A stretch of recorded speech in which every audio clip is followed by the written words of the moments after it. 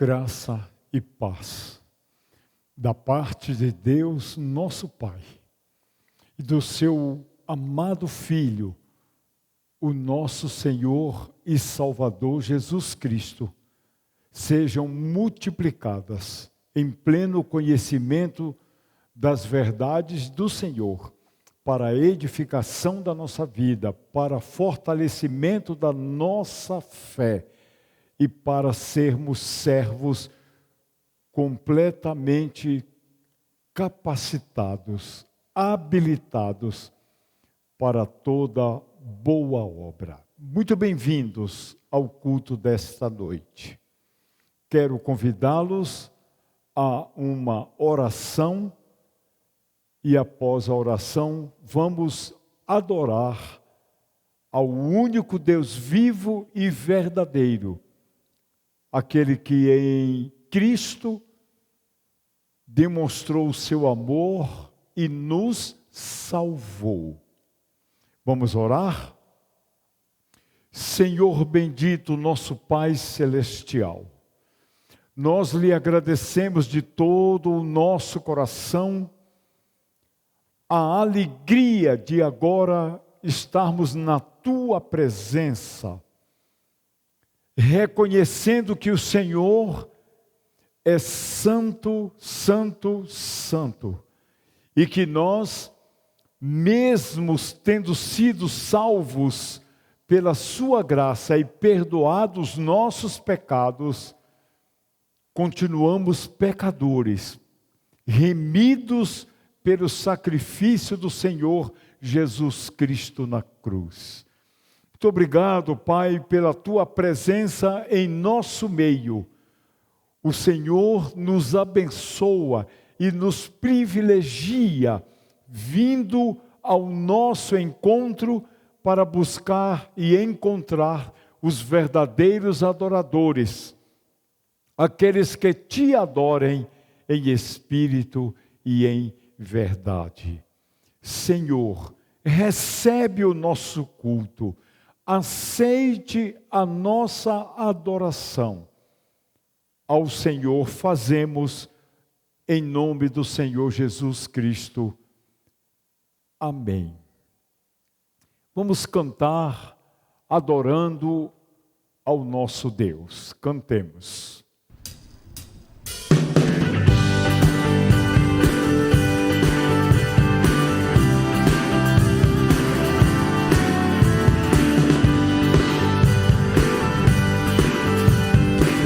Vamos lá, homens, comecem comigo com o Renato. Tu és santo, poderoso, tu és digno de adoração. Eu te sigo, eu te ouço, para sempre. Te amarei,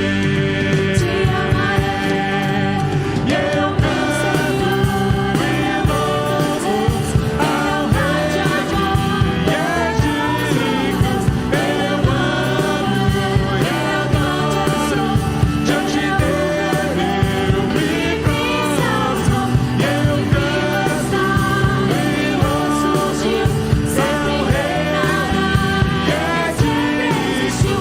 Eu amo e adoro, diante dele príncipe da paz, só por ele eu viverei.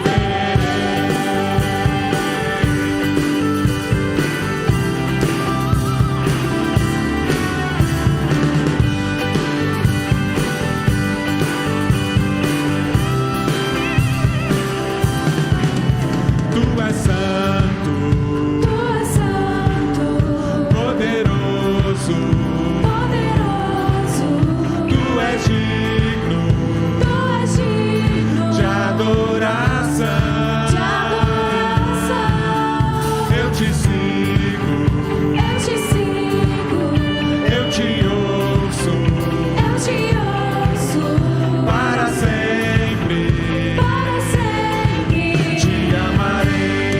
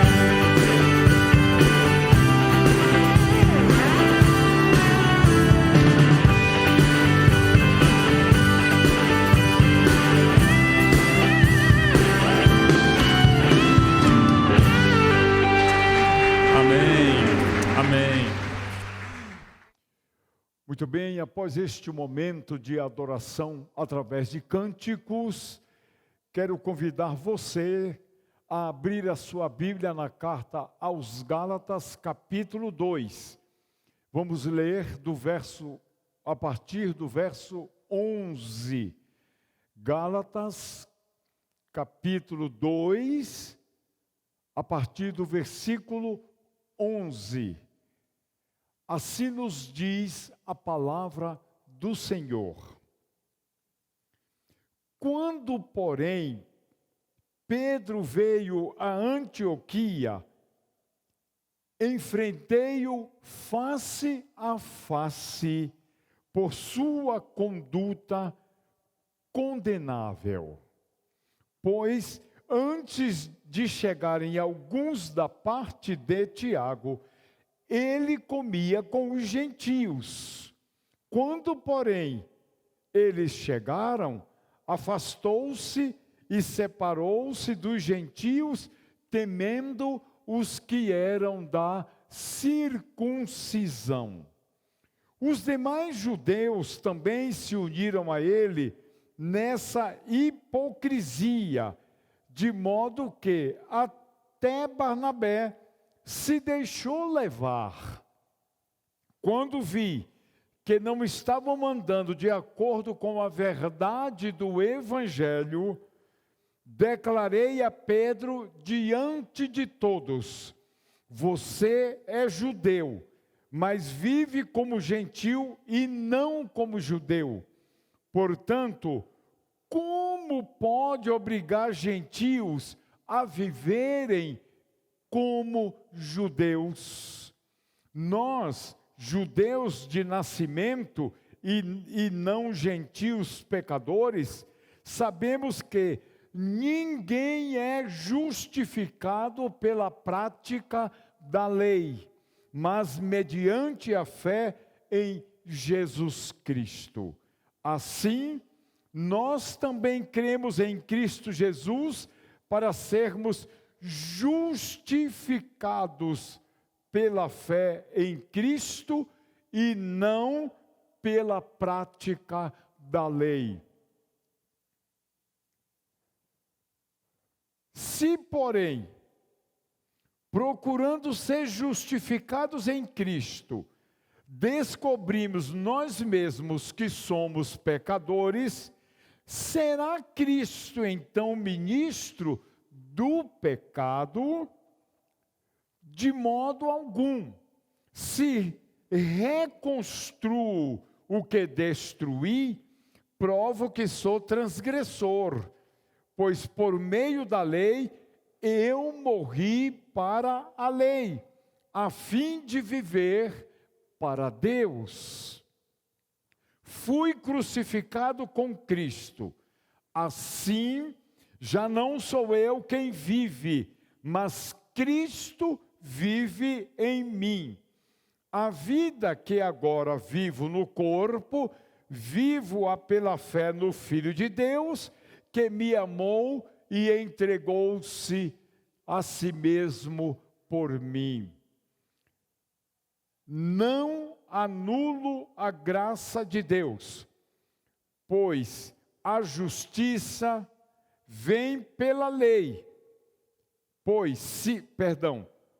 Não anulo a graça de Deus, pois se a justiça vem pela lei, Cristo morreu inutilmente. Hoje vamos concluir o capítulo 2, em que Paulo não apenas segue defendendo a sua apostolicidade, mas ele ministra a sua compreensão sobre a posição dele na pessoa do Senhor Jesus Cristo. Então, a reprodução da repreensão dirigida por Paulo a Pedro, não sei se você observou claramente, mas ela prossegue nos versos 15 e 16. Ele não está disposto a deixar essa oportunidade passar sem que admoeste Pedro acerca da sua conduta reprovável. Nesses versículos 15 e 16, o apóstolo Paulo conta ter trazido à lembrança de Pedro que mesmo eles, sendo judeus de nascimento, portadores de privilégios e conhecimentos espirituais, que os colocavam em vantagem em relação a qualquer pagão ignorante, como está em Romanos capítulo 9, do verso 1 até o verso 5, já haviam descoberto que ninguém é justificado pela prática da lei, mas mediante a fé em Jesus Cristo. Ninguém, pois, é justificado pela prática da lei, mas única e exclusivamente pela fé em Jesus Cristo. Esse princípio do Evangelho, tão resistido pelos humanos em todas as eras, já havia sido descoberto pelo povo judeu. Agora, convertidos, os quais outrora tinham tentado ser justificados pela prática da lei e haviam falhado. Aqui então brotam duas coisas, naturalmente em forma de perguntas, que precisam das suas adequadas respostas. Primeira pergunta: como então Pedro, alguém como um desses judeus que já tinham crido e por isso sido justificados pela fé, já tinha experimentado a impotência da lei, era agora capaz, de maneira sutil e dissimuladamente, impor sua observância aos gentios. Como Pedro podia fazer isso? Aí vem a segunda pergunta: se com todos os privilégios espirituais que tinham, os judeus tinham falhado e recorrido à fé, reconhecendo ser esta, a fé, a única saída, como poderiam agora os judeus impor o fardo pesado da lei a povos que jamais tiveram privilégio algum?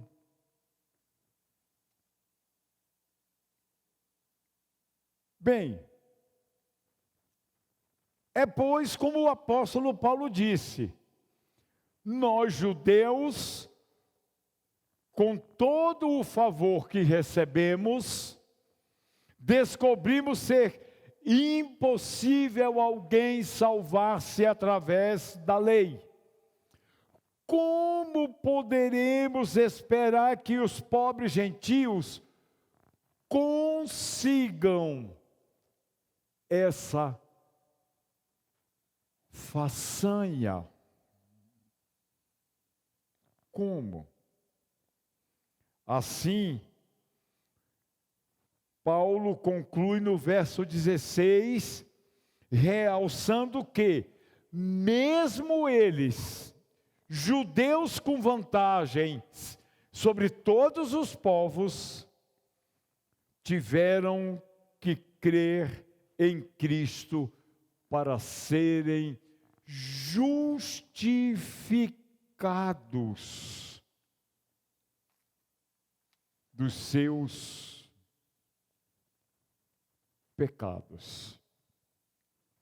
A conclusão tinha sido a seguinte: que pela observância da lei, a qual exige uma obediência perfeita, ninguém, nem mesmo o povo da aliança, os judeus, com todo o seu conhecimento, com todos os seus direitos e prerrogativas e privilégios, pode ser considerado justo aos olhos de Deus. O verso 17, ele diz assim: se, porém, procurando ser justificados em Cristo, descobrimos nós mesmos que somos pecadores, será Cristo então ministro do pecado? Ele faz a pergunta e ele mesmo responde com veracidade: de modo algum. Não, de forma nenhuma, de maneira nenhuma. Meus amados,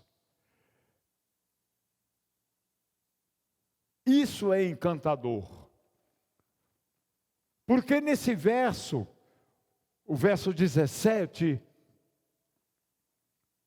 o apóstolo sugere que se o ser humano justificado pela fé em Cristo, porventura ainda buscar a justificação pela lei, isso será o mesmo que, estando em Cristo, considerar-se ainda preso ao pecado. Isso me faz lembrar de uma declaração que Deus fez pelos lábios do apóstolo Paulo na carta aos Romanos,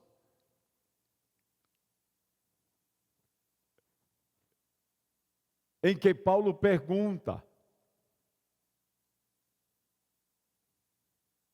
que diremos, pois? Permaneceremos no pecado para que a graça abunde? De modo nenhum. Como nós que morremos para o pecado, viveremos ainda nele? Absolutamente.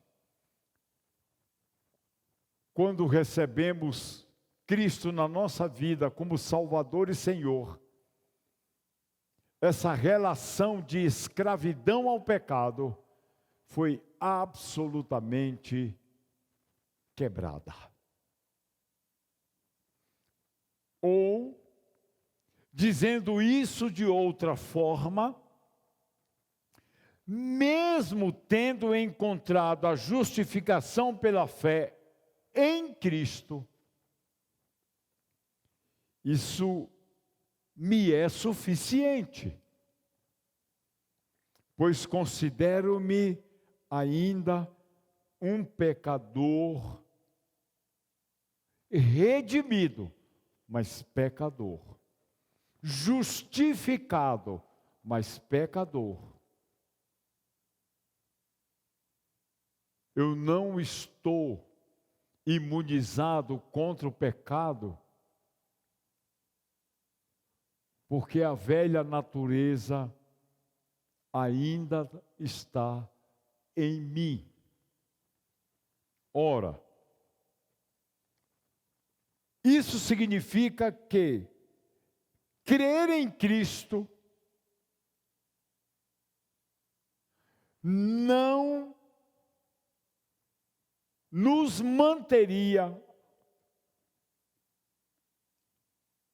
ainda sob o pecado.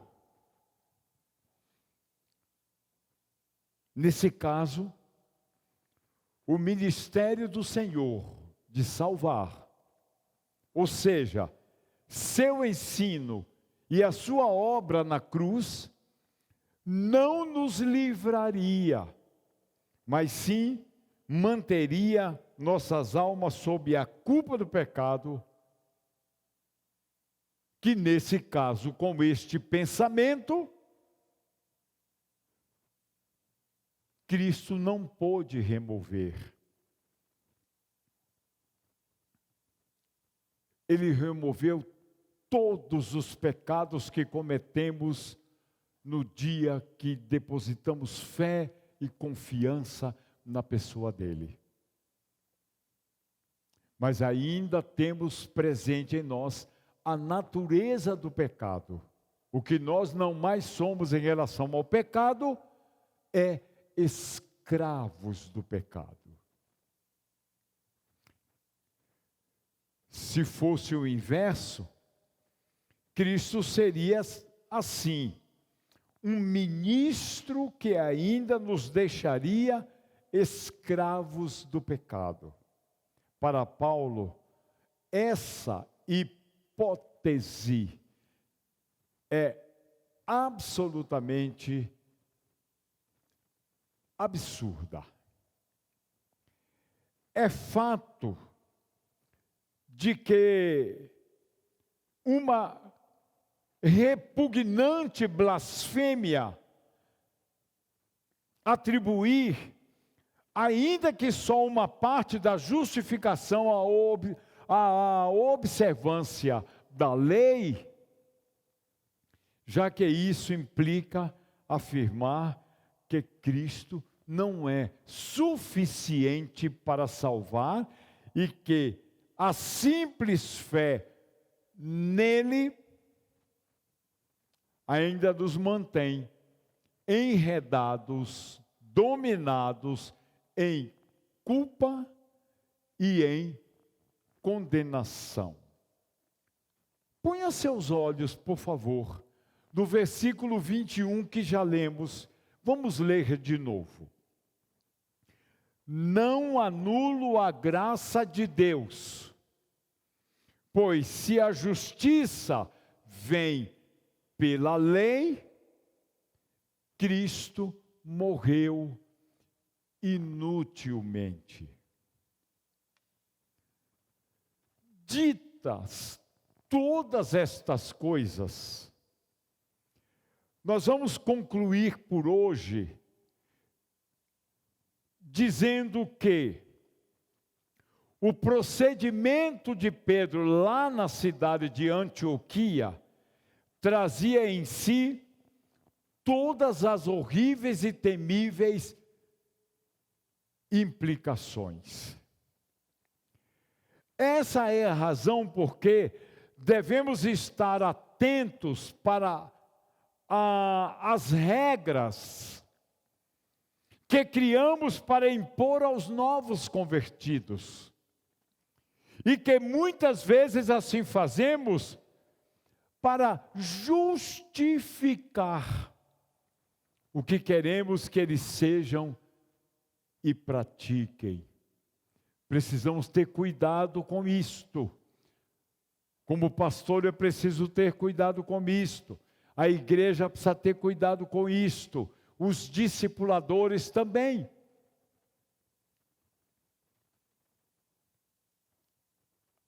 Amados, jamais devemos esquecer de que Deus,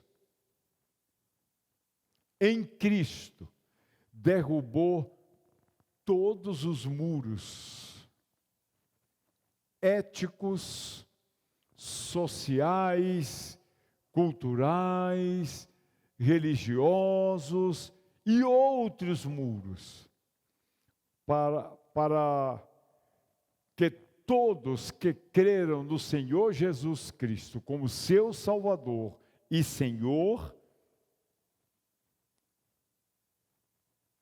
sejam um povo único, sem nem muros, nem muretas, que separe etnicamente, socialmente, culturalmente, religiosamente as pessoas. Jesus derrubou todos os muros para nele, diante de Deus, sermos um, como Ele e o Pai são um. De modo que, sendo justificados em Cristo, ele se apresentara diante dos judeus de Jerusalém como alguém que buscava a justificação pela prática da lei.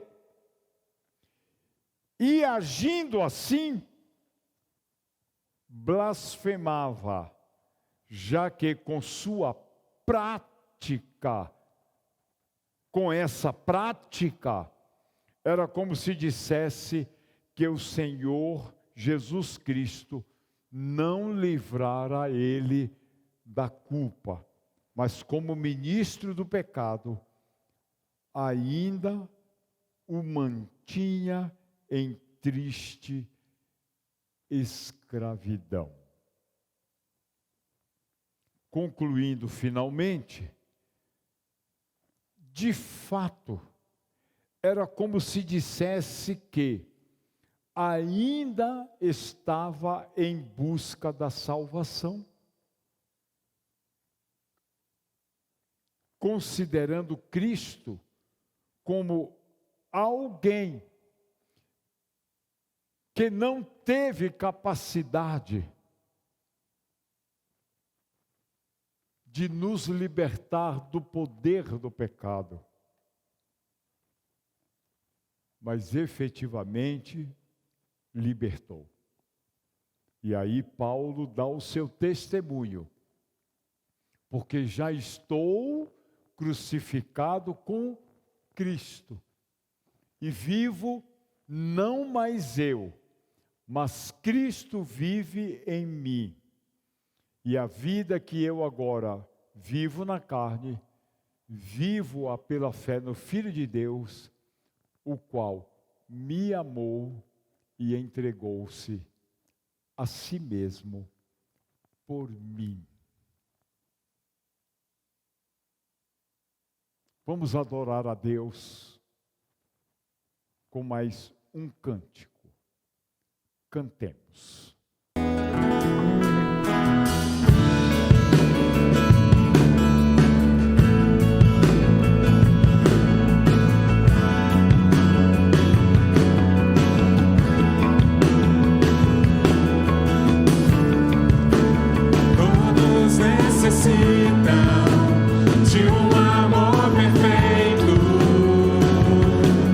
Perdão e compaixão.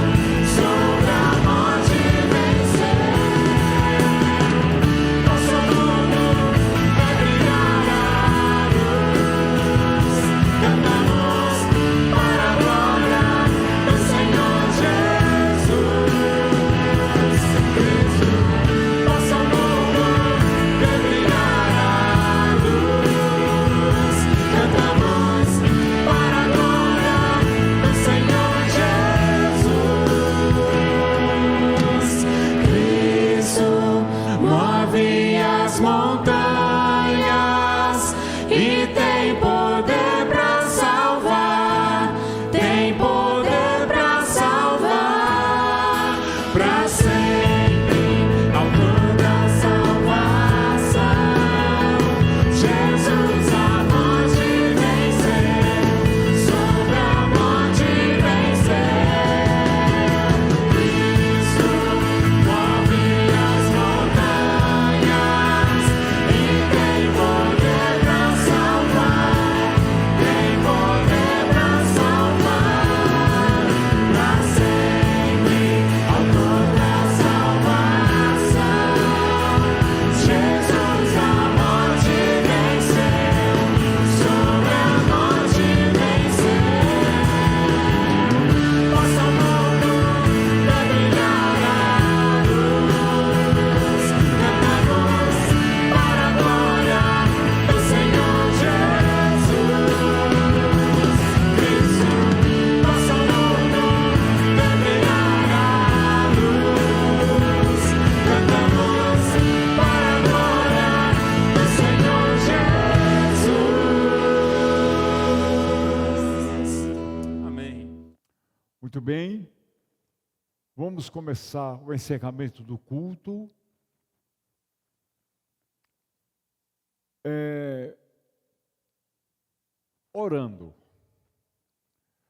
Orando pela irmã Nátia e sua família, porque o seu papai faleceu.